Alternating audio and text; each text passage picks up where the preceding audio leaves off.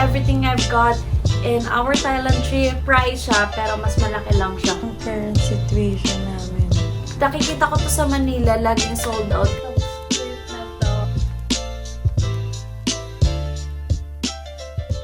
Hey guys! Welcome back to another video. Giselle here, Sawadika! So for today's video is we will be having a Thailand haul. So ito na yung pinaka-sum na mga napamili namin from skincare, makeup, clothes, bags, except food, syempre. Etong mga items na to is naka-divide per area and per shop and per section. Punta kami ng Tofu Skincare, Even Boy, Chatuchak Weekend Market, Platinum Fashion Mall, December's, Everything 100 Baht, Jod Fairs, Gentlewoman, Central World, and marami pang iba.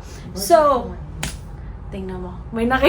Kung may napapakinggan kayo dito, si Mama yon. Gusto niya sumali sa vlog, pero tulog lang siya. It's our last day here in Bangkok. Actually, kakauwi lang namin from Pattaya. And mag-e-empake na din kami. So, yeah, let's start na. So, if you're interested on everything I've got in our Thailand trip, just keep on watching. Let's start with the mini items muna kasi yung damit medyo madami. Papakita ko sa inyo kung ano yung current situation namin dito.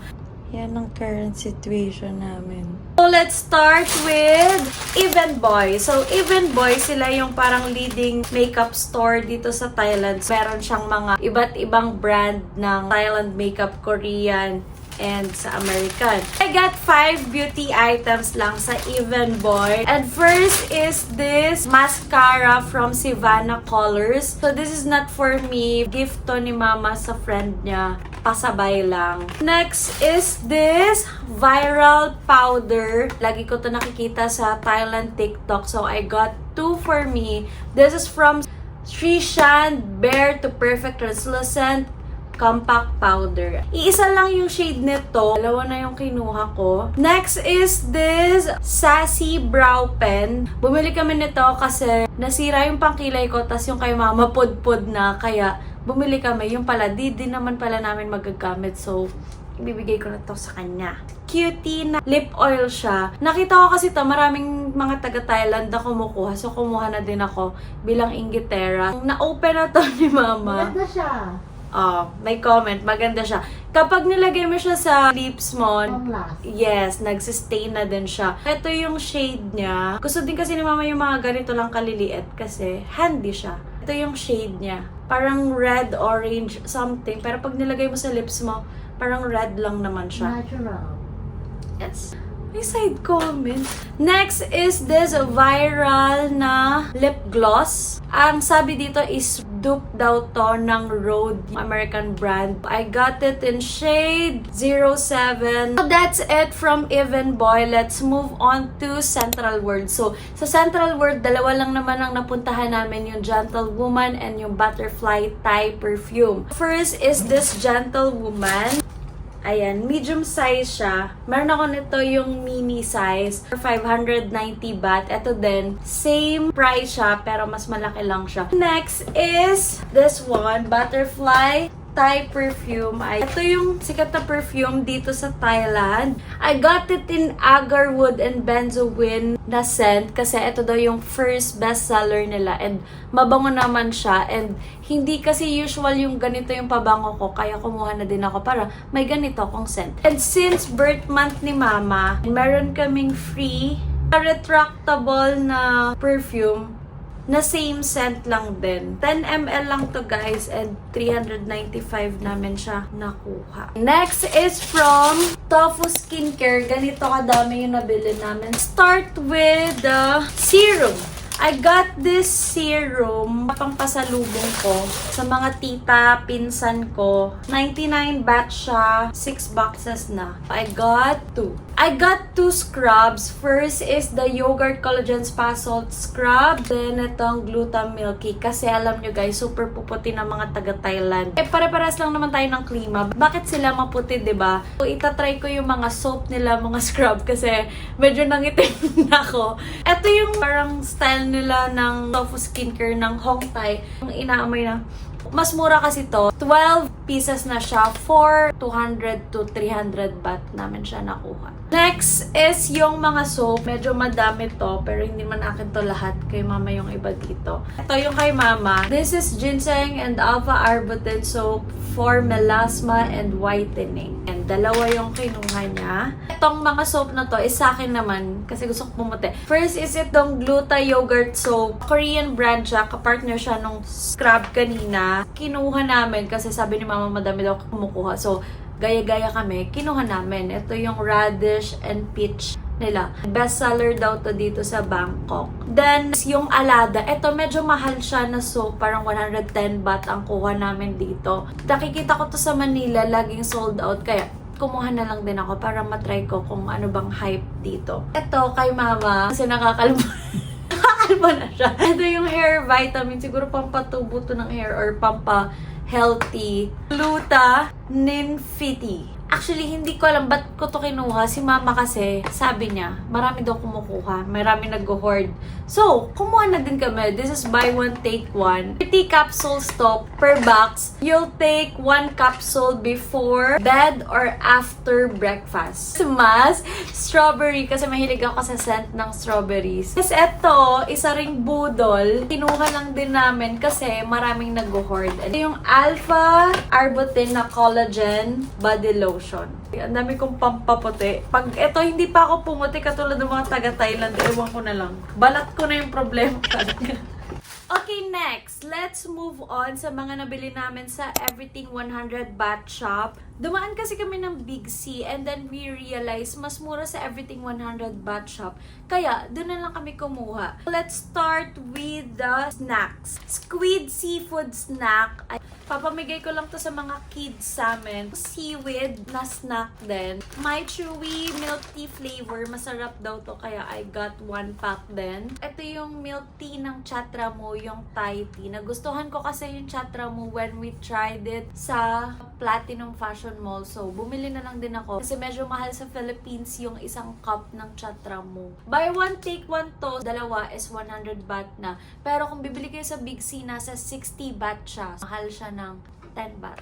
Yun lang yung mga snacks na napamili namin. So, let's move on sa mga inhalers and massage oils and powders. Snake brand Prickly Heat. Ito yung mga ginagamit ng mga taga-Thailand kasi super init dito. We opened one na kasi sobrang init ng mga nakaraang araw and effective nga siya. Sabi nila, ito daw yung pinakamabango, yung classic. And amoy eucalyptus naman siya, mabango siya, and totoo yung cooling effect niya. I recommend this lalo na sa Philippines kasi super init. Hong Thai. Kumuha na din ako ng sa akin para matry ko yung original kasi di ko pa siya na-try. Massage oil. Ito kay mama to. And we got 3. Yung mga inhalers. Ito is Poisian at Green Herb. We got 2. Pamigay lang din sa Philippines. So, that's all na that I've got on this beauty, skincare, body care. Pinakamadami ko talaga na purchase is damit. Magaganda ng damit dito. So, affordable. Kahit saan meron. Magaganda din yung tela compared sa mabibili mo satin at the same price. Let's start muna with the suot ko right now. This top is 150 baht. Simple shirt. Nagustuhan ko siya. Ganda ng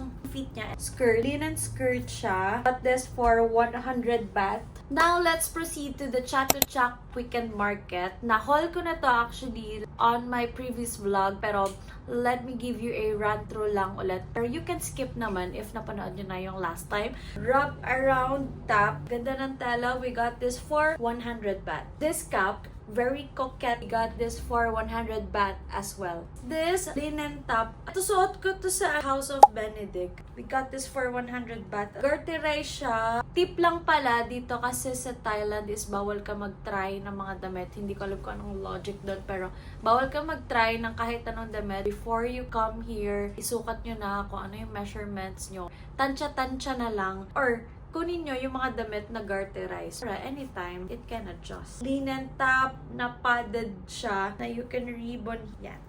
na ganito. Kaya ko to kinuha kasi dalawang style. Balloon skirt. Suot ko na ito nung nag-cafe hopping kami. Very Maloy. 100 baht lang din to. This skirt, 200 baht naman to. Large to XL si mama pero kasya naman sa kanya yung mga damit dito. Matchy din kami. Ito naman yung kay mama. For 100 baht. Denim top siya na merong rip part. Yung kay mama, this is mas mahal. Yan, 240 baht naman ang kuha ni mama dito. Coquette skirt. I like this so much. Black skirt na may ribbon lang siya. But this for 200 baht. Eto, ganda-ganda ko sa top na to. Very mahinhin lang siya. Meron siyang ribbon here. Meron siyang parang pa-open. Ang ganda-ganda ng tela nito. Nasa likod ko, titimpla lang siya. Chatra mo. Linen, pants, sabayan siya ng skirt na suot ko ngayon. That's everything I got sa Chatuchak. Let's proceed to the Platino Fashion Mall. Isa lang nakuha ko dito. And honestly, no need na umikot kayo kasi pare-pares lang din naman makikita nyo. And parang mas mahal dun. This parang corset-like padded top. Ayan siya. So sad nga kasi unang suot ko kanina, hindi maganda yung quality niya. Let's proceed to the Jod Fairs. Meron dun yung everything 100. Halos lahat ng tops nila is 100 and then skirts and shorts is 150 baht. Super mura na kasi kapag 100 baht, matik yan nasa 160 to 170 pesos. So, that's a good deal na if maganda naman talaga yung design. Baby Peanut, dalawa kong kapatid, tita and tito. This top, na meron siyang ruffles here. Pili ako ng plain na black. This is 400 baht. Itong skirt na to, baby pink, 150 baht. Meron din siyang short sa loob. Tulad dun ng skirt na black kanina. Pero in different print naman, checkered siya na brown. Maganda to kapag naka-plain top ka sa taas, either white, black, or brown. Got this for 150 baht. Ito na yung last na nakuha ko sa Jod Fairs. Super ganda-ganda ko dito. Parang Sailor Moon. Garterize here. 150 baht. That's all from Jod Fairs. And now, let's proceed to the Decembers. Sa Decembers, dun kami pinakamadaming nabili. As in, nalagas ang kwarta. First is this skirt. This is a wrap-around skirt. So, you can adjust. 100 baht only. Corduroy skirt. Iikot lang ako sa Decembers. Palabas na kami nito. And then I noticed, parang ang ganda nun na. Tapos nasa 150 baht siyang rack. So akala ko parang naligaw lang siya dun. Pero nung tinanong ko, hindi. Last piece na daw to. Kaya nandun. So ayan, ang ganda-ganda niya. Super kapal ng tela. Polo. Loewe inspired. Uwi ko to kay Papa. I got this for 200 baht. Slight gamusa siya. Dress. Pwede siya pang beach, pang formal. See-through siya. Ang ganda ng pagka-stitch nito. Snatch ang waist mo. Polo shirt na brown. May burda siya ng CK logo. Pero 150 baht is etong Mardi. Sikat na sikat ang brand ng Mardi dito sa Thailand. So, I got one for myself as well. Usong-uso yung ganitong design sa kanila. Ano din ako. So, sila yung ipapag-partner ko tomorrow. So, yun lang naman ang nabili namin dito sa Thailand. So, if you have any questions or suggestions, you may comment it down below. That sums up our Thailand trip this 2025 and we enjoyed so much. Thank you so much guys for watching and I hope to see you on my next one. Kapong ka. Bye!